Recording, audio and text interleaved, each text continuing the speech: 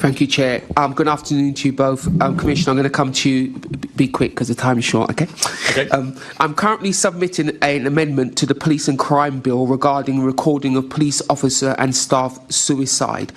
Three things to say. Do you have sufficient resources to record this? Do you record this? And if you don't, why not? The numbers are so small. We don't have a particular category, but we would have the data available in our sort of human resources system. So I don't see that as an onerous burden. I think officer and staff welfare, with the trauma that they carry, what they're involved with, the PTSD can build, is important. We put a lot of resources into how we support officers who are assaulted, officers who are dealing with trauma on a regular basis. We talked about sexual exploitation earlier. People wading through these traumatic cases day after day can really affect people. We have a more mature culture than the police service I joined 37 years ago, but you'll see a reference in our second phase of New Met London 2 in terms of looking again at what more we can do in terms of officer wellbeing and support. With all what you've just said, firstly, how would you know the numbers are so small if you don't record them? And with what you've just said, don't you believe you should record them? So we record them. We've got our employment, they're recording the organisation. The reason I know they're small is a matter like that, a member of staff or a police officer committing suicide, I get told about. It's the sort of thing that is sufficiently notable that the senior people in the organisation get told about it.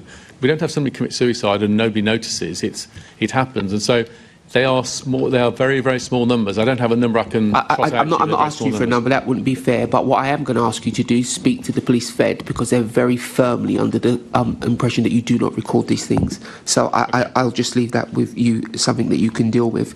I want to quickly flip to something else.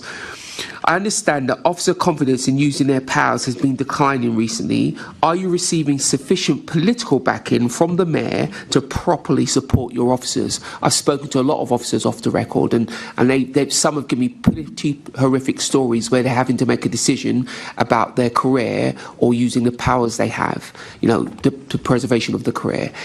Are you receiving some of these things? Your surveys would suggest that it's true. And what are you and the Mayor doing about that? I think officers' confidence to use their powers and feel supported for split-second decisions made with good intent is really absolutely vital. There's a lot of public debate on those things. It's not for me to comment on politicians, but I and the leadership team do everything possible to make sure officers can see they're supported for those difficult decisions. It's perfectly possible for us to watch something and think, in hindsight, that could have been done differently, but an officer was doing their best on that day, and that should be dealt with by a sort of management conversation, learning, reflection. It's important officers don't feel constrained as they turn up. This morning, I was visiting an officer who was stabbed a couple of days ago, arresting a dangerous person in the house. He's got fairly serious stab injuries to his hand and arm. He's turning up at a dangerous place. Him and his colleague are using force. They're using a taser to contain somebody. I want officers to be confident in using their powers, otherwise they end up with even worse injuries, and they deserve all of that support. And they get it from me, and it's important they get it from all politicians. But your officers, your surveys, again, I point out the fact your survey suggests, it's just not anecdotal, say that officers don't have that support. They don't feel like they have that support. They do not feel like they're supported by senior officers in particular. They definitely don't feel like they have political cover. And what are you specifically doing to arrest that feeling in your officers, excuse the term, because that is a real danger to the public if an officer will not exercise the powers that we have given them. What are you doing? If you speak to officers, they say some pretty harsh things about senior management. You've got to turn that around. Yeah. So they see the frank comments we're making on the back of.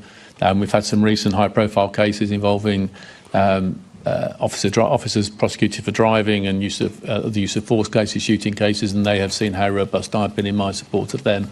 As an example, you've seen that we asked and pressed the successive Home Secretaries for what became known as the Accountability Review to rebalance some of the issues that means that the legal system meant that officers using force in split seconds were unfairly scrutinised for extended periods. We've recently had the case of Whiskey 80, who is finally free from the misconduct process 10 years after he shot and killed a potentially armed criminal a decade ago. I've run out of time. So I've been fighting for changes to the law, and officers can see that. I've run out of time, but we will turn to Whiskey 80 and November X-ray 121 as well. Mayor, I'll write to you. You got off on this one. Thank you, Chair. Let's go to Assembly Member Turrell. Thank you, Chair. These questions will be mainly directed to the Commissioner.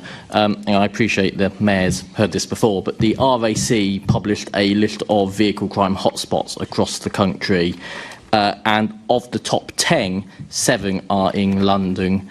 8 are in London, actually 7 are in outer London. Last night I was in Bexley at a Met Engage event and talking to some of the hard-working officers we have in London. I was talking to them about tackling car theft, and they let me know that some of the car manufacturers aren't always so cooperative with the police with requests for car tracking data once the car's been stolen. Is this an issue you're aware of?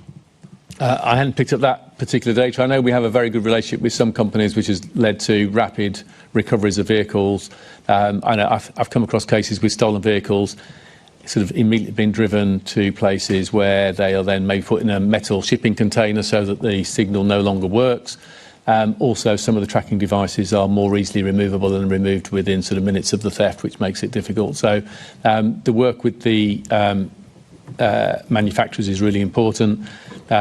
Some of them are very good at keeping their security systems, the electronic security systems, up to date and improving and ahead of the criminals. Others have been less successful in that. Overall, vehicle crime in London has been falling year on year and continues to do so. Thank you for your answers, Commissioner. So we know that organised gangs are stealing cars to order and they're stealing them for parts, and we know that this funds criminal activity across London. So by tackling this, we can make London safer in its entirety. So are you confident that you have all the tools you require to tackle this issue, or are gangs currently outpacing the system? Turning now to the issue of facial recognition, the Commissioner faced pressing questions about public trust and transparency. Campaign groups continue to warn that without clear safeguards, confidence in policing could erode. The Commissioner, however, insisted the Met has gone to significant lengths to be open about how the technology is deployed, even approaching the Equality and Human Rights Commission for input. Despite that request being declined, he maintained the force remains committed to engaging with all relevant organisations. What stood out most was his emphasis on public support. He pointed to survey data suggesting 85% of Londoners back the use of facial recognition, describing it as a technology that resonates strongly with communities, including at major events like the Notting Hill Carnival, one of the safest in recent years. According to the Commissioner, results speak for themselves. The technology has contributed to nearly 1,000 arrests in the past year, including high-risk violent offenders and registered sex offenders. In one case, a wanted sex offender had integrated himself into a family a situation officers say could have become far more dangerous without intervention. He argued that the accuracy of the system is now surpassing human capability, reducing wrongful stops and allowing officers to focus almost entirely on individuals who pose a threat. It's clear the Met views this as a turning point, a moment where technology not only supports policing but enhances it in a way traditional methods simply cannot.